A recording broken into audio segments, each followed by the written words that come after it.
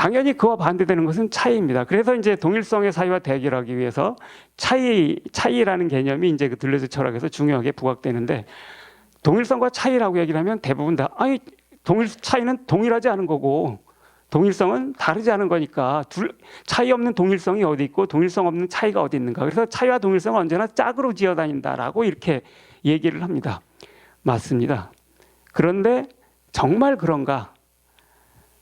가령 이 옛날 로마 시대 플리니우스라는 사람이 이렇게 박물지라는 책에 보면은 세상에 똑같은 두 장의 나뭇잎은 없다라고 하는 문장을 적어놓은 게 있습니다. 보르헤스도 인용한 적이 있는데 맞지 않습니까? 똑같은 두 장의 나뭇잎은 없습니다. 조금 더 이렇게 가까이 있는 예로 들면 지금까지 존재하는 인간 가운데 똑같은 두 사람은 없다. 맞는 말이죠. 쌍둥이도 똑같지 않습니다. 똑같은 두 사람은 없습니다. 그런데 그런 점에서 본다고 한다면은 사실은 세상에 존재하는 것은 오직 차이밖에 없다는 말입니다. 그런데 차이라는 말을 정의하기 위해서 동일하지 않다라는 말을 했기 때문에 언어상 차이와 동일성이 같이 발생을 한 거지, 언어가 둘이 짝이라 그래서 차이와 동일성이 실제로 똑같이 존재한다 이렇게 말할 수는 없는 겁니다. 이렇게 말을 하면 이제 그것은 니체는 이제 문법의 환상이라고 했을 거고, 이제 뭐 이렇게 이 불교에서라면 명언종자, 단어들이 가지고 있는 종자적인 힘이 똑같은 사고의 종자, 이렇게 환상의 종자, 이런 것들을 작동하게 된다라고 이렇게 말을 할 텐데요. 사실은 그런 점에서 이 동일성과 차이 얘기를 한다 그러면 세상에 차이밖에 없고 차이가 존재론적으로 1차적이다. 이렇게 얘기를 할 수가 있겠습니다. 바꿔 말하면 세상에는 차이만이 존재한다는 말인데, 이 차이만이 존재한다는 말은 두 장의 나뭇잎이 아니고 한 장의 나뭇잎에 대해서도 마찬가지로 얘기를 할 수가 있습니다. 오늘의 나뭇잎과 가을의 나뭇잎이 같을 리가 없는 것이고, 따라서 오늘의 나뭇잎과 내일의 나뭇잎이 같을 리가 없고, 지금의 나뭇잎과 5분 뒤의 나뭇잎이 같을 리가 없단 말입니다. 그런 점에서 동일한 하나의 사물조차도 같은 경우가 잘 없다. 이렇게 얘기를 할 수가 있겠죠. 이 말은 변하지 않는 것은 없다라는 말입니다. 다른 단어를 쓰기는 했지만, 그래서 재행무상이라고 이제 이 삼법인에서 이렇게 얘기를 할 때 바로 이것이 얘기하는 것, 이것이 이제 바로 차이, 세상에는 오직 차이만이 있고 차이를 만들어내는 힘만이 있다. 차이를 만들어내는 힘 또한 차이다라고 하는 이런 말로 번역할 수가 있겠습니다. 그러면 동일성이란 도대체 뭔가? 여기 계신 분들 남성 손 들어보세요 하면 손 드실 분들이 있고, 여성 손 들어보세요 하면 손 드실 분 있고, 둘 다 아니신 분 손 들어보세요 하면 여기서는 아무도 안 드실 것 같은데 이렇게 둘로 딱 나눠지면서 남성이란 동일성도 여성이란 동일성도 있지 않은가 이렇게 얘기를 할 수 있겠습니다만, 이 동일성이란 사실 여기 동일하지 않은 분들이 서로 간의 차이를 지울 때 만들어지는 겁니다. 옆에 앉아 계신 분이 같은 여성이다라는 판단은 다른 사람이지만 그거 지우고 하나로 묶을 수 있는 것만 남겨뒀을 때 동일성이 발생하는 겁니다. 장마도 그렇습니다. 요새는 뭐 이렇게 장마 때 비가 안 오는 경우도 많이 있고, 아니면 게릴라성 이렇게 스콜 같은 그런 비가 오는 경우도 있고, 아니면 장마가 일주일이 아니고 그냥 한 달 내내 가는 경우도 있습니다. 그래서 장마라고 말은 하지만 같은 장마는 이제까지 단 한 번도 없었고 앞으로도 없을 겁니다. 다른 장마만이 존재하는 겁니다.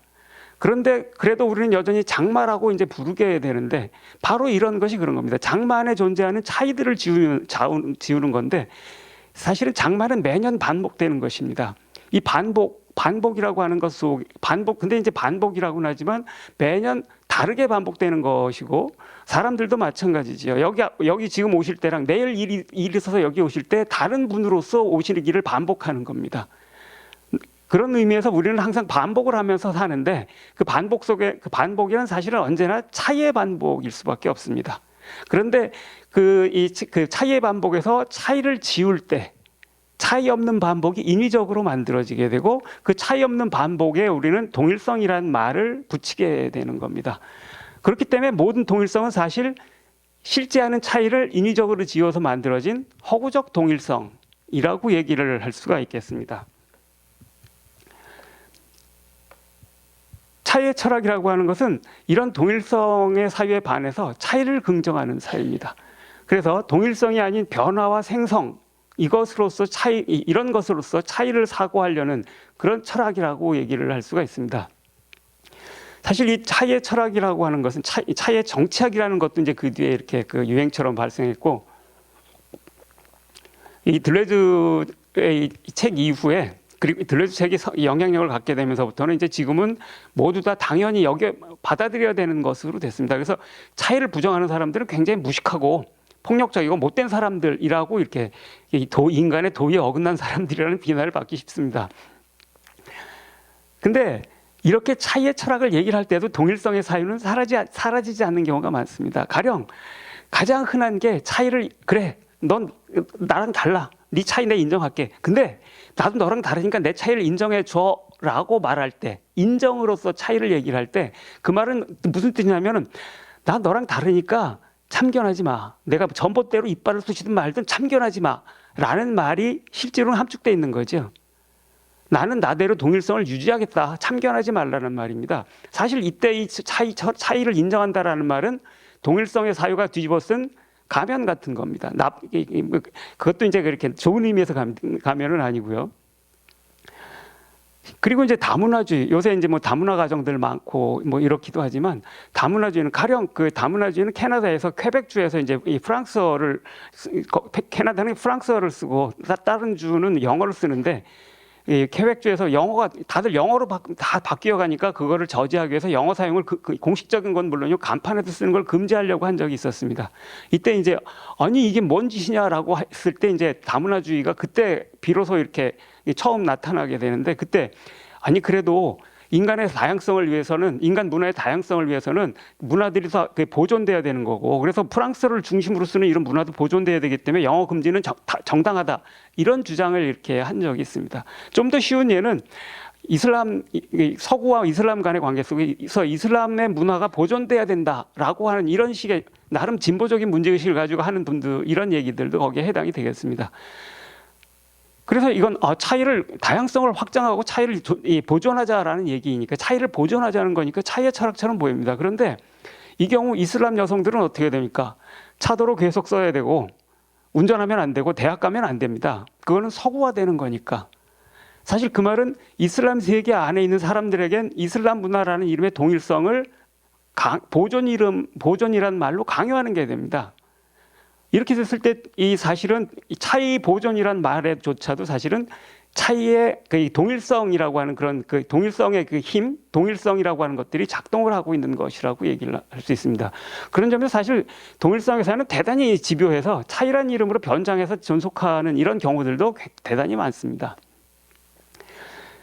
그런 의미에서 차이를 긍정한다는 건 어떤 건가? 인정이나 존속, 보존 이런 게 아니고, 차이를 긍정한다는 건 어떤 건가? 그거는 만들어지는 것으로서 차이를 긍정하는 것입니다.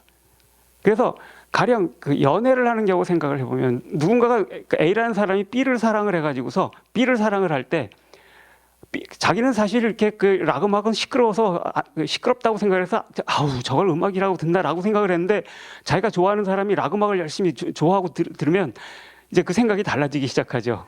아, 이거 뭔가 있는 거 뭘까 이거는 하면서 이제 들어보기 시작합니다. 그리고 좋아하는 사람이 들으면서 귀 기울여 듣기 시작하면, 락 음악이라는 게 사람들 괴롭히려고 만든 음악이 아니거든요. 아주 시끄러운 소리도 괴롭히려고 만든 소리가 아니거든요. 그러면서 그 소리, 이거 왜 만드는 거구나 알게 되면은 그 락 음악을 만든 사람들의 감성과 미감이 신체에 스며들게 됩니다. 그렇게 되면서 그 사람을 사랑하면서 내가 음악적 감성이 달라지는 겁니다. 뭐 맛에 대한 감성이나 다른 것도 마찬가지겠죠. 이런 식으로 B도 마찬가지겠죠. 자기가 진짜 A를 사랑하면 A와 좋아하는 것을 같이 사랑하려고 하게 됩니다. 이렇게 되면서 A와 B가 만나서 A는 A 아닌 A'이 되고, B도 B 아닌 B'이 되는 거. 이런 식으로 달라져 갈 때, 이런 게 이제 그 차이, 만들어지는 것으로서의 차이, 생성으로서의 차이라고 말할 수 있는 겁니다. 여기는 보존이 아니고 인정도 아니고 생성되는 겁니다. 생성되는 거. 이런 식으로 사랑을 하면 사랑하는 사람이 떠나도 내 신체 안에는 사랑을 통해서 얻은 음악적 감성, 미적 감성, 이런 것들이 남습니다. 사실 이런 게 좋은 사람입니다. 사랑하는 사람 떠났다고 이제는 락 음악 안 들어. 이 사람은 정말 사랑할 줄 몰랐던 겁니다. 그래서 사랑해서 정말 얻어야 될 것을 얻지 못한 거라고 이렇게 얘기를 할 수가 있겠습니다. 그리고 이런 의미에서 이 차이라고 하는 것은 보통 나는 너랑 달라라나 아니면 식물과 동물은 뭐가 달라라고 할 때 A-B 이런 식으로 A에겐 있는데 B에겐 없는 거 이런 것들을 이렇게 지칭을 합니다. 그래서 이런 것들은 마이너스로 표시될 수 있는 차이라면은 누군가를 사랑하면서 A가 A''이 되는다라고 했을 때는 사실 A와 B가 플러스 A와 A 플러스 B가 A 플러스 B A 프라임 플러스 B 프라임으로 되는 거 아니겠습니까? 이런 의미에서 사실은 플러스라고 표시될 수 있는 이게 바로 생성의 기호입니다. 이 플러스로 표시될 수 있는 이 생성의 기호로서의 차이, 이런 것이 차이 철학에서 말하려고 하는 차이라고 얘기할 수 있겠습니다.